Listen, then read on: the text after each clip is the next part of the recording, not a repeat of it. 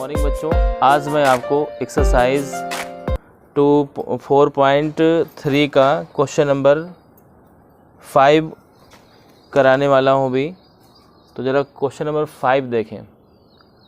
Question number 5 में लिखा हुआ है in a class test the sum of Shefali's marks in mathematics and English is 30। मतलब एक क्लास टेस्ट हुआ, ठीक है, जिसमें शेफाली को मैथ और इंग्लिश में कुल मिला के 30 मार्क्स मिले। कितने मार्क्स मिले? तो कितने सब्जेक्ट के 30 मार्क्स हैं? 2। तो किसी एक सब्जेक्ट को x मान लेंगे। तो देखो कैसे मानेंगे, सॉल्यूशन डालेंगे। Let Shefali gets x marks in English, sorry in math लिख लो। मैंने मान लिया कि x मार्क्स उसने मैथ में प्राप्त किए। तो अकॉर्डिंग टू फर्स्ट क्वेश्चन, अब फर्स्ट क्वेश्चन देखो क्या है, दोनों का सम कितना है? 30। तो यहाँ पे लिख लो maths marks plus English marks equal to कितना? 30। ये दिया हुआ था आपको, ठीक है। अब मैथ्स मार्क्स देखें क्या है, क्या आपने लेट किया है? x plus English marks equal to 30। तो अब यहाँ से इंग्लिश मार्क्स निकाल सकते हैं। English marks equal to 30 minus x। नहीं आया है समझ में? अब देखिए, अब क्या कह रहे हैं, हैड मतलब यदि, if had she got 2 marks more than mathematics and 3 marks less in English. मतलब कह रहा है 2 मार्क्स मैथमेटिक्स में ज़्यादा पाती और 3 मार्क्स इंग्लिश में कम पाती। तो अब देखिए, अकॉर्डिंग टू सेकेंड कंडीशन, या सेकेंड कंडीशन ज़रा देखें इधर। दूसरी कंडीशन क्या कह रहा है कि मैथ में अगर 2 मार्क्स ज़्यादा पाती, तो मैथ में उसने x पाया था, अब कितना हो जाएगा? x प्लस 2 हो जाएगा कि नहीं? 2 मार्क्स ज़्यादा हो गए। और इंग्लिश में 3 मार्क्स लेस पाती, इंग्लिश में उसने पहले पाया था 30 माइनस x, अब 3 मार्क्स और कम कर दो, तो और कम कर दिया इसमें। तो ऐसा करने से कह रहा है जो मार्क्स आते हैं उनका प्रोडक्ट 210 है। तो इन दोनों का प्रोडक्ट कर दें, इनके बीच में प्रोडक्ट का निशान लगा दिया। कितना आ रहा प्रोडक्ट? 210। जिसके इतना ना समझ में आए वो बता सकता है। कोई समस्या इसमें? मेरे ख्याल से आपको समझ में आ गया होगा। जो बात कहता है वो बात हम करते हैं। याद रखें, क्वाड्रेटिक इक्वेशन में जैसे 2 चीज़ें दी हों तो उसमें किसी एक को लेट किया जाता है, दूसरा उसी पहली कंडीशन से निकाला जाता है। तो देखिए यहाँ पे in a class test the sum of Shefali's marks in mathematics and English is 30 ऐसे बोला जा रहा था। तो हम समझ गए कि दो प्रकार के यहाँ पे सब्जेक्ट हैं। तो उसमें एक सब्जेक्ट को हमने x मान लिया, दूसरे सब्जेक्ट को वही कंडीशन लगा के कि दोनों का सम कितना है? 30। तो वही देखो, maths marks English marks equal to 30 plus करके यहाँ से इंग्लिश के मार्क्स निकाल लिए, तो 30 माइनस x हो गए। अब अकॉर्डिंग टू सेकंड क्वेश्चन लिखा, या सेकंड कंडीशन लिखा। सेकंड कंडीशन में क्या कह रहा था? Had she got 2 marks more than mathematics. अरे मैथमेटिक्स में जितने मार्क्स थे उससे 2 मोर अगर वो प्राप्त करती, तो 2 मोर प्राप्त करती तो क्या आता है? x प्लस 2 आता। और कह रहा है कि and 3 marks less in English, और कह रहा है कि इंग्लिश में जितने प्राप्त करती थी उसमें 3 मार्क्स कम प्राप्त करती। तो the product of their marks, तो उनके जो मार्क्स आते उन मार्क्स का जो प्रोडक्ट है वो हैव बीन 210, वो 210 होता, 210 होता। तो वही कंडीशन लगाई, दोनों का प्रोडक्ट किया, 210 के इक्वल कर दिया। मेरे ख्याल से आ रहा होगा समझ में। तो ज़रा देखते हैं इसको। तो तो अब इसको आगे सॉल्व करते हैं। x + 2 और यहाँ पे आ जाएगा 30 में 3 माइनस करो 27 minus x equal to 210 into करो इसका 27x प्लस का 54 माइनस का x² और माइनस का 2x इक्वल टू 210 इस तरह से। अब ज़रा गौर करो यहाँ पे x² वाला चूँकि टर्म माइनस का है तो सबको उस तरफ ले चलते हैं। तो x² का आएगा हो जाएगा प्लस का 27x में 2x माइनस के हो गए कितने बचे 27 में 2x माइनस हो गए कितने बचे 25 बचा। 25 उधर जाएगा तो काहे का हो जाएगा माइनस का 25x।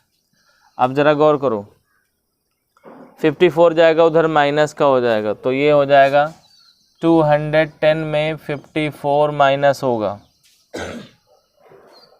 तो अगर ये माइनस होगा तो देखो कितना बचता है 6 और यहाँ पे 10 में 5 गया 5 156 बचता है। तो ये बचेगा प्लस का 156 इक्वल टू 0। अब आपको इसके ऐसे फैक्टर करने हैं जिससे कि ऐड करने से 25 आ जाए। अब देखो किस टेबल में 156 होता है ये आप फैक्टर कर ही लेते हैं। यहाँ पे 156 डिवाइडेड बाई 2 7 जा 14 2 8 जा 16 2 3 जा 6 2 9 जा 18 3 1 जा 3 3 3 जा 9 ऐसे फैक्टर हो जाएंगे। देखिए ये 13 आ गया 3 3 3 2 जा 6 6 2 जा 12 12 इंटू 13 कर लो ऐड करोगे 25 मिल जाएगा। तो देखिए यहाँ पे आ गया x² माइनस इस 25 के लिए क्या लिखेंगे 13 + 12 into x plus 156 equal to 0। अब यहाँ पे x² माइनस का 13x इस माइनस से अंदर इंटू कर रहे हैं x से भी करते जा रहे हैं minus plus minus 12x plus का 156 इक्वल टू 0। अब ये दोनों पेयर बन गए इनसे कॉमन लेंगे ठीक है। देखिए ज़रा तो इससे कॉमन लिया तो x माइनस 13 बचेगा इसमें माइनस 12 कॉमन लेंगे x माइनस 13 बचेगा इक्वल टू 0। एक ब्रैकेट में x माइनस 13 और एक ब्रैकेट में x माइनस 12 इक्वल टू 0। यहाँ से x माइनस 13 इक्वल टू 0 तो x की वैल्यू 13 आ जाएगी x माइनस 12 इक्वल टू 0 तो x की वैल्यू आ जाएगी 12। तो इस तरह से डबल वैल्यूज हमको मिल गई। तो यहाँ दो कंडीशन लेके सॉल्व करेंगे। देखो क्या लिखेंगे when she gets 13 marks in maths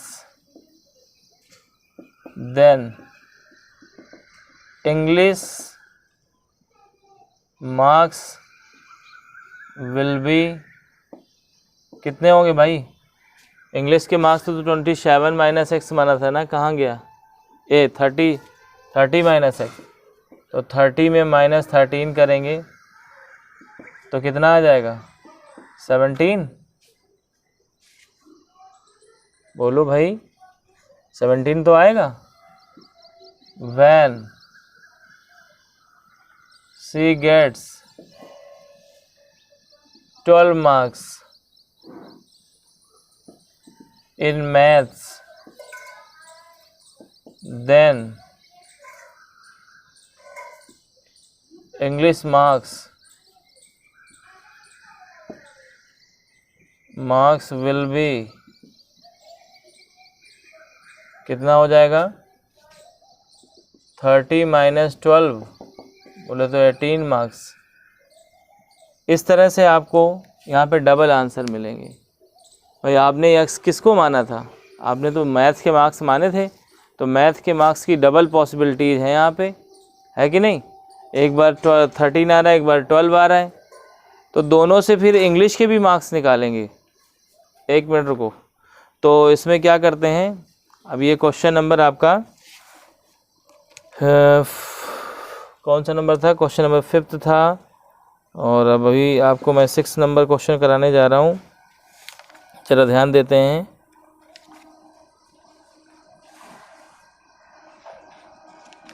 question number 5, ये 5 था। हाँ बिल्कुल सही है। अब क्वेश्चन नंबर 6 देखते हैं।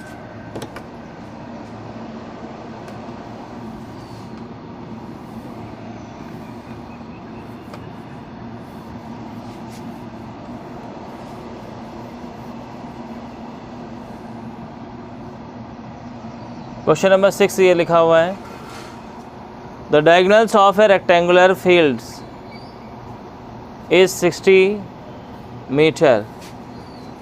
देखिए एक रेक्टेंगुलर फील्ड है, रेक्टेंगल के शेप की एक फील्ड है जिसका डायगोनल कितना दिया गया है? 60 मीटर। अब पहले रेक्टेंगल बना लें। तो देखो मैंने ये यहाँ पे एक रेक्टेंगल बनाया। रेक्टेंगल मतलब आयत होता है, ABC एक रेक्टेंगल बना लिया। ये डायगोनल है इसका, ये आपको 60 दिया हुआ है। नहीं कह रहा 60 more than the shorter side. Rectangle जैसा लग नहीं रहा है भाई, थोड़ा पतला बनाते हैं इसको। ऐसे बना दिया देखो। अब ये कह रहा है कि जो डायगोनल है रेक्टेंगल का वो 60 more than the shorter side. Shorter side से क्या है? 60 मोर है। शॉर्टर साइड कौन होती है बताओ? रेक्टेंगल में लेंथ और ब्रेड्थ होती हैं, 2 लेंथ होती हैं 2 ब्रेड्थ होती हैं, तो छोटी कौन होती है? ब्रेड्थ। तो हम ब्रेड्थ को x लेट कर लेंगे। क्या लेट करेंगे? आया समझ में? तो डायगोनल क्या है उससे? 60 मोर है। और लॉन्गर साइड कितनी है? 30 मोर है। नई बात समझ में आई? बोलो। उसने जैसे जैसे बोला हमने वैसे किया। कह रहा है the diagonal of rectangular fields, तो हमने रेक्टेंगुलर फील्ड बना लिया, उसमें एक डायगोनल भी बना लिया।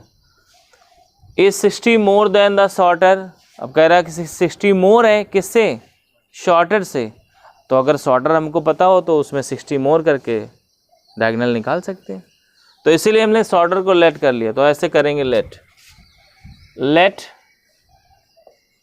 The shorter side of rectangular field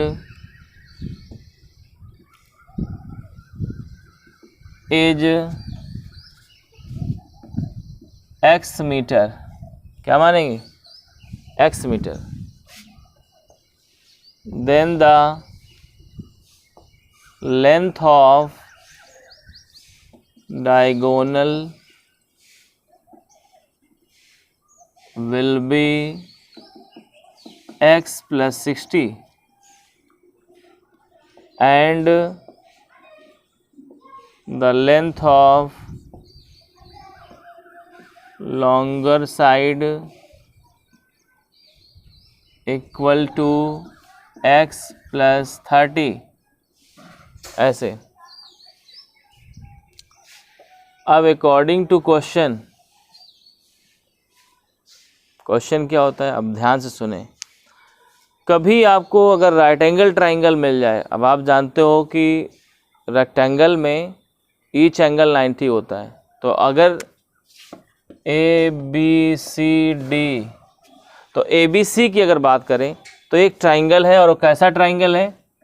right angle triangle. तो पिछले वीडियो में मैंने बताया था आपको कि राइट एंगल ट्राइंगल अगर होता है तो क्या करना चाहिए? पाइथागोरस थ्योरम लगानी चाहिए। क्या लगानी चाहिए? तो अकॉर्डिंग टू क्वेश्चन, या बाई लिख दो, बाई पाइथागोरस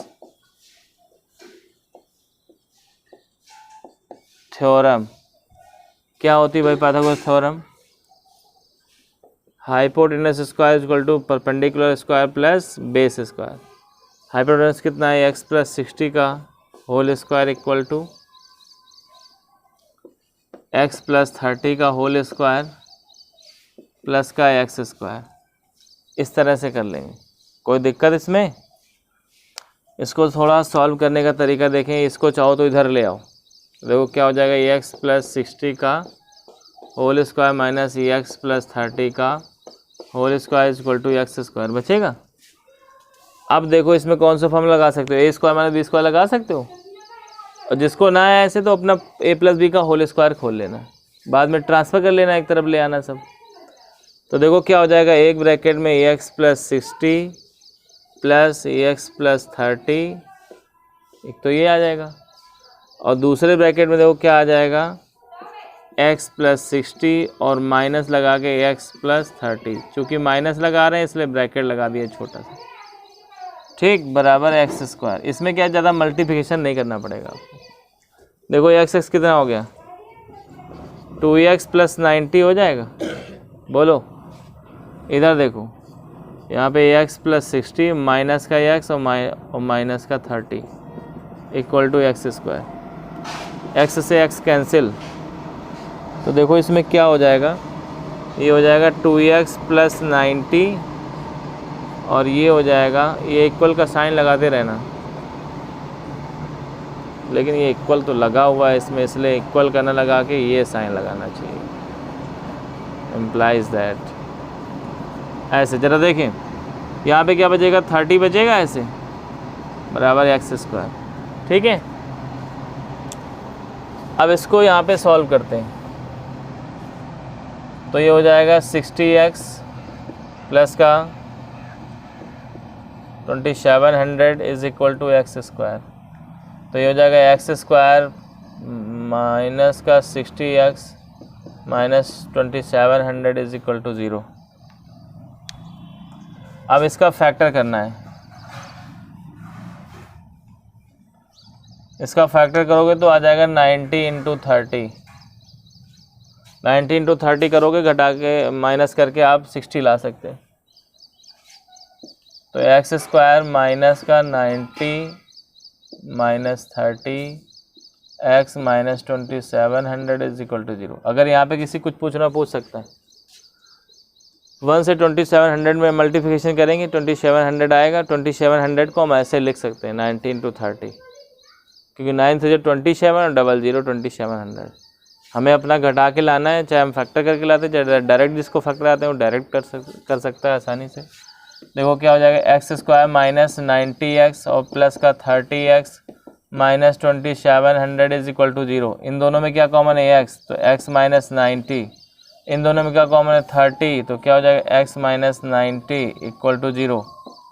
x माइनस 90 और ये x प्लस 30 इक्वल टू 0, तो x माइनस 90 इक्वल टू 0, तो x की वैल्यू कितनी आ गई 90, x plus 30 equal to 0, x की वैल्यू कितनी आ गई माइनस 30।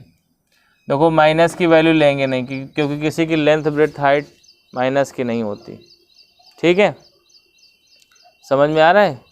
तो आपको इसमें निकालना, देखो क्या था, find the side of the field, side निकालनी थी। तो साइड में लेंथ और ब्रेड्थ आती, तो आप बताओ, आपने जब ऐसे फिगर बनाया था तो ऐसे लिखा था, यहाँ पे ये x थी, ये x प्लस 30 थी, ठीक ही नहीं थी। तो x का मान तो 90 आ गया, तो आपने यहाँ पे लिख दिया shorter side equal to x equal to कितना 90। समझ में आया। लॉन्गर साइड कितनी हो जाएगी, लॉन्गर साइड जो होगी वो x प्लस 30 थी, तो 90 प्लस 30 120 मीटर, ये भी मीटर में होगा, ये भी मीटर में, ठीक ना। तो इस तरह से आपके 2 क्वेश्चन हो गए इसमें।